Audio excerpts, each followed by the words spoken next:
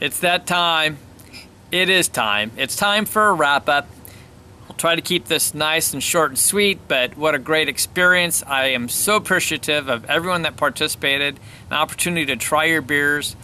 You know, when it came to the final grade, pretty much it followed right down on my numbers. I had to make a few adjustments, and there were a lot of ties. So I had to decide who went up and who went down in terms of ranking. All right, to start, let's just say Clement's Homebrew put out an amazing beer. I mean, what a fantastic porter was that. I did enjoy my beer, and I had a lot of fun making that, Christian and I, and been very satisfied with that. All right, let's go to the ranking. I am going to name some of the first beers, then I'm just going to talk briefly about the others.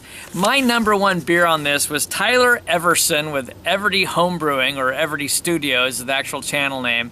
Tyler, you know, I do like my robust beers, and that was a robust beer indeed, but you had good carbonation. I had head on it. I had just a lot of aroma, lots of flavor. Just, wow, you just wowed me. Hands down, you were number one, straight up. What a great beer. Don't change much. It was awesome. Thank you much. Number two, and straight up from SJPORR easily, was Kirk Sexton with Living Coram Deo. Wow, Kirk, I mean, just the things you did with that were really fantastic, I think. Again, you know, you came off this base beer, you added just a little bit, like the biscuit malt, you toasted your oats, brilliant, absolutely brilliant, and you had some oak on it. It had some flavor, great undertones of flavor that were mellow and nice, easy drinking, balanced. Again, wow, I'm very impressed with your brewing. Nice beer, excellent.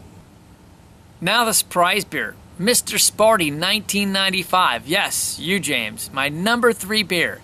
The guy that did not want to enter his beer. And I have to give you a little bit of a hard time, James. Wow, it just came out great. I don't know how much the brown sugar played. It played a part, obviously. The agave on that was just really fun. And as I said, boy, I would love to see a commercial version of something like that. Yeah, you basically took the base beer and you added that and made something fantastic. I thoroughly enjoyed it. Number 3. My 4th and 5th spots was tough because they tied in the score. And I think the edge went to Nathan Olay, Off the Grill with Nate 1 is the channel. Yeah, a nice beer. I think the real killer, the plus on that, was how balanced the beer was. And then 5th place, Larmo 22, tied with Nate on score.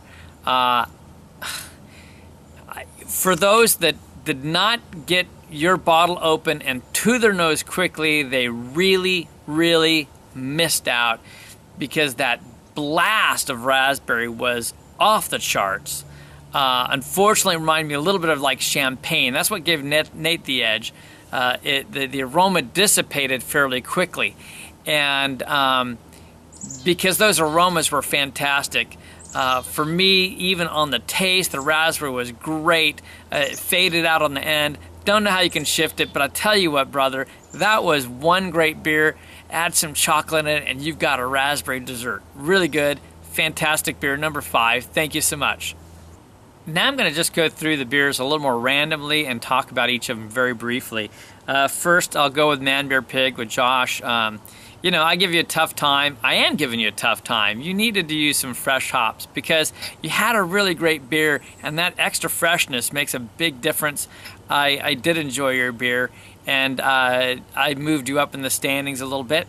Also, Super SPAC, good beer. I know some people weren't getting the coffee. I don't know how not, because, and I'm talking to Ian now, that brown coffee ale was really good, I thought. It was a more mild coffee, but it was ever present, and I thoroughly enjoyed it. And you actually nailed the brown category very well. I'm not always a huge fan of browns. I really enjoyed your beer. Thank you. Another beer that may have been underrated by people, and perhaps me as well, I think Hokie Homebrew.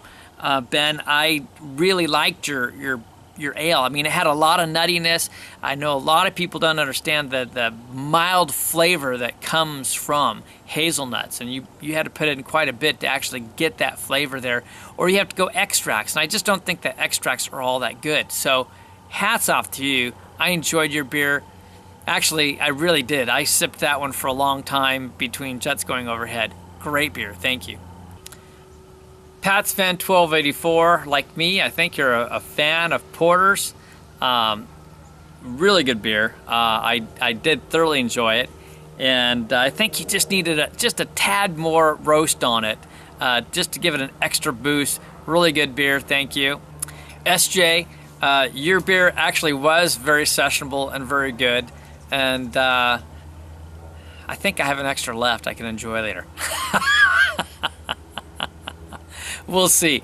But anyway, thank you again. Really good beer. And what a great base, too. Actually, your base was really cool because it gave some good carbonation.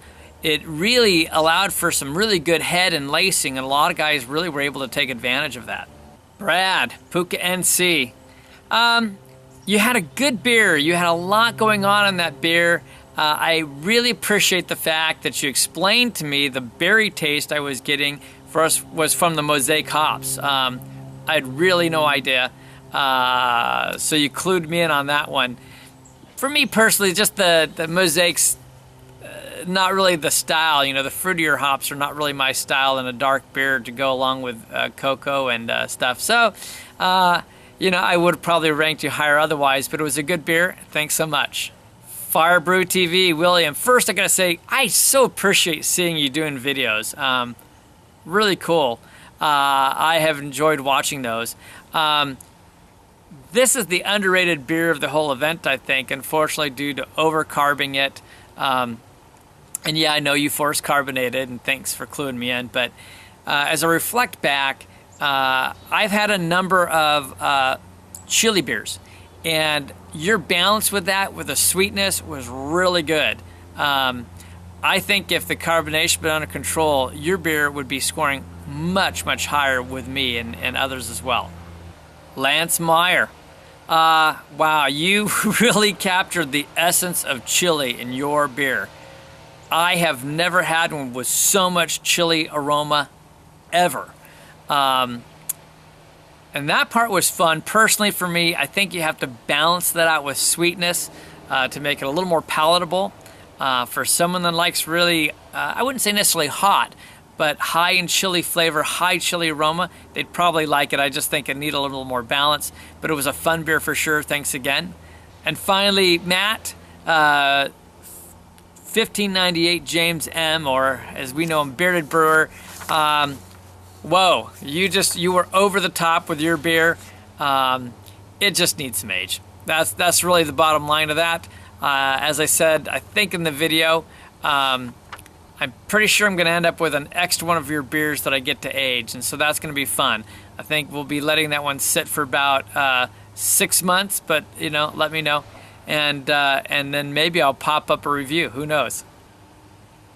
Once again, what a fun adventure in beer tasting this has been, trying everyone's different home brews, the spin-offs off the base beer.